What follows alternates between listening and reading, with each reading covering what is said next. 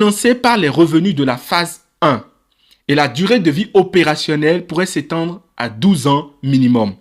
Cette approche en 2 étapes modulaires permet au projet de monter en puissance de manière ordonnée tout en maîtrisant les risques financiers et techniques. Quels en sont donc les résultats et les perspectives? Le projet affiche déjà des résultats au-dessus des prévisions.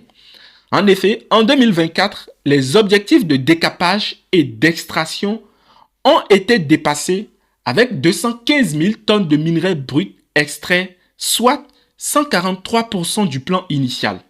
À terme, le volume annuel d'extraction devrait atteindre 230 000 tonnes avec une capacité de production de 11 000 tonnes par mois dès le second semestre de 2025. À travers Bougouni, le Mali s'impose comme le futur deuxième producteur africain de lithium derrière la République démocratique du Congo.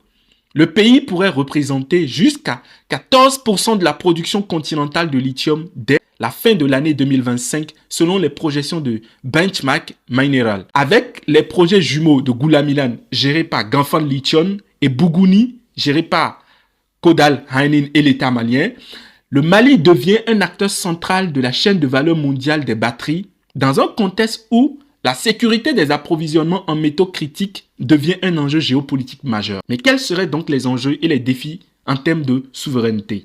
Le projet de Bougouni incarne la vision d'un Mali plus souverain, plus exigeant sur le partage de la valeur, mais aussi ouvert à des partenaires et partenariats industriels performants. Il met en lumière les effets positifs d'une réforme minière audacieuse, combinée à une gestion rigoureuse et à une diplomatie économique efficace.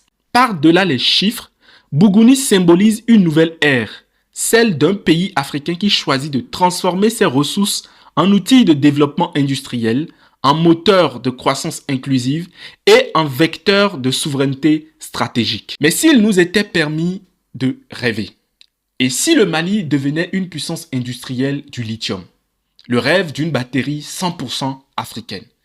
Dès lors qu'on aborde le sujet du lithium, cet aspect de la chose brûle tout le monde.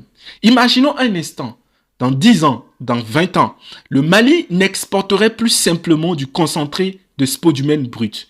Il ne serait plus seulement un maillon de la chaîne d'approvisionnement du lithium mondial, dépendant des ports d'Abidjan ou des usines de traitement asiatiques. Non, le Mali serait devenu un producteur intégré de batteries lithium-ion, maîtrisant toute la chaîne de valeur depuis l'extraction minière jusqu'à l'assemblage final. Cette vision ambitieuse